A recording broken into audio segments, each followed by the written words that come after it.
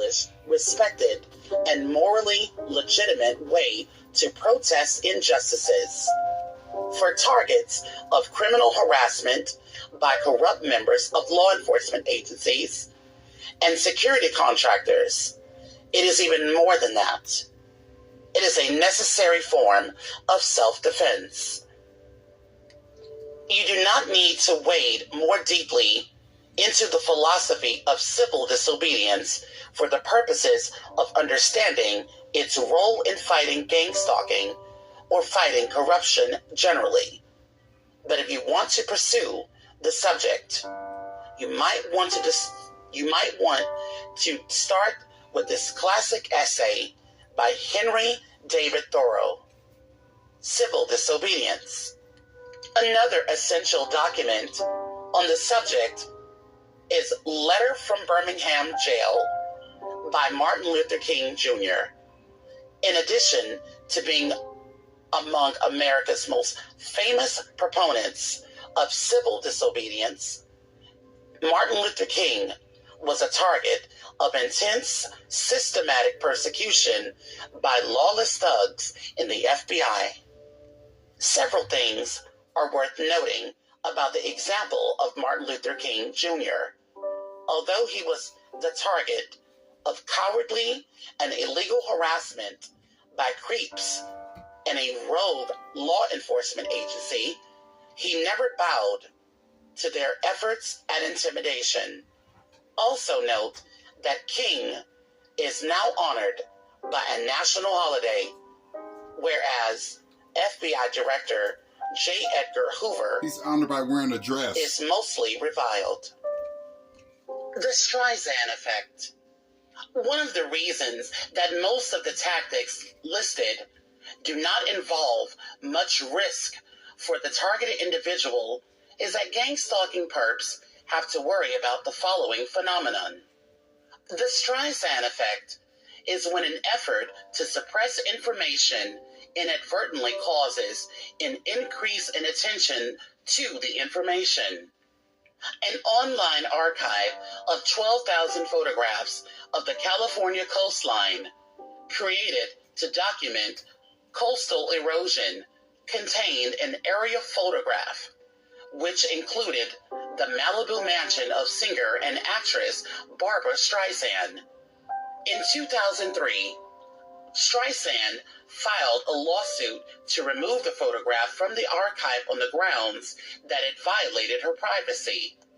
A judge eventually dismissed the lawsuit, but news coverage of the litigation brought much attention to the photograph than it would have otherwise have received. Before Streisand filed her lawsuit, it had been downloaded from the Aldman's website only 6 times. 2 of those downloads were Streisand's attorneys. As a result of the case, public knowledge of the picture increased substantially. More than 420,000 people who visited the site over the following month. Gang stalking perps, including corrupt members of local law enforcement agencies, will not want to attract attention to their gang stalking crimes by doing battle with you in a public way. So they have to be very reserved in their efforts to suppress your exposure of what is happening. You should exploit that.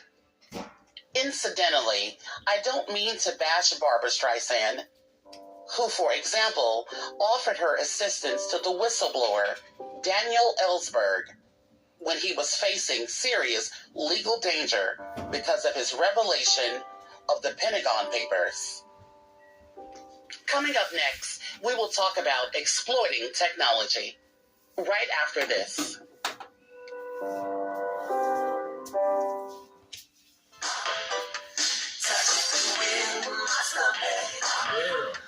Feel how it trembles inside. You got the butterflies all tied up. Don't make me chase you, even though that's right. Just leave me standing alone in a world so cold. Maybe I'm just too demanding. Maybe I'm just like my father, too beautiful, burial just like my mother. She's never satisfied. Why do we scream at each other? This is what it sounds like when doves cry.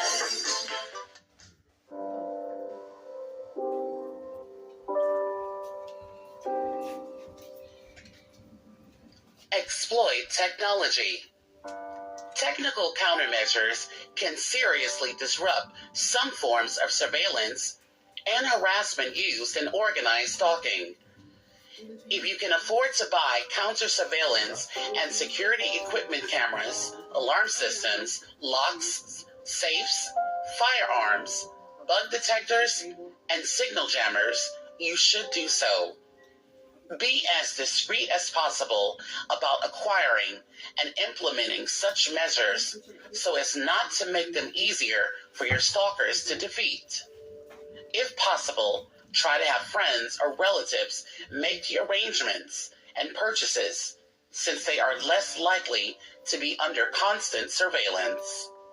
Use technical security measures to fight gang stalking, which has two major limitations though. One is the cost. Most targeted individuals lack the financial assets to take advantage of many security technologies.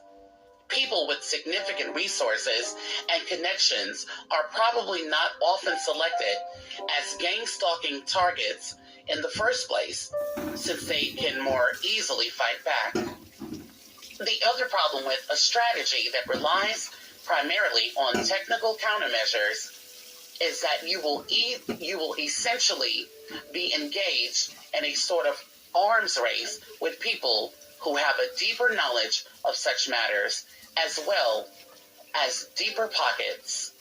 Nevertheless, it is smart to exploit spy gear and security systems as much as possible within your budget. Some effective technological countermeasures are either free or relatively affordable. Never give up. If you're going through hell, keep going. Winston Churchill. Persistence will lead to victory. Already, the digital public square is filled with information and rhetoric which the United States government would prefer to censor but cannot. Posted by Americans fed up with the corruption, secrecy, and abuses of power in the upper echelons of government and corporations. Even the federal government's massive self-serving security apparatus and its abettors in mainstream media institutions cannot effectively monitor and control the flow of information anymore. Dissent is harder to marginalize and censor in a digital landscape filled with whistleblowers, citizen journalists, bloggers, and alternative media websites from all across the ideological spectrum. One of the objectives of gang stalking is to isolate and break down the targeted individual by creating the impression that the whole society is against him or her. Don't make the mistake of believing that false impression. Although the number of people who participate in gang stalking must be large, they are still a very small minority compared with the general population. The vast majority of Americans do not wish to have our society become a creepy police state filled with citizen spies, as happened in the communist nation of East Germany. Gang stalking victims need to challenge the careerist status rodents in the food chain and support political reformers, libertarians, progressives, and others who defend the individual rights and freedoms of Americans against the predatory inclinations of powerful government and corporate institutions. Coming up next, we will talk about how to join forces with other victims right after the break.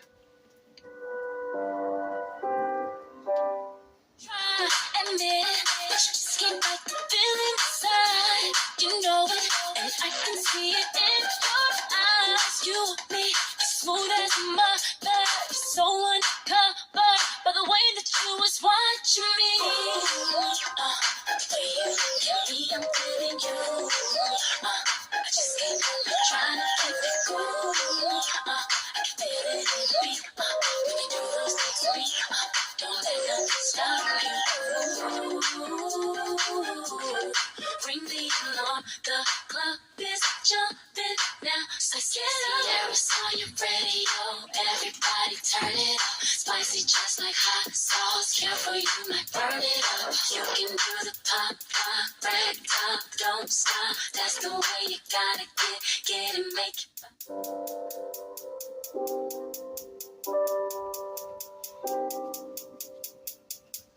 Join forces with other victims.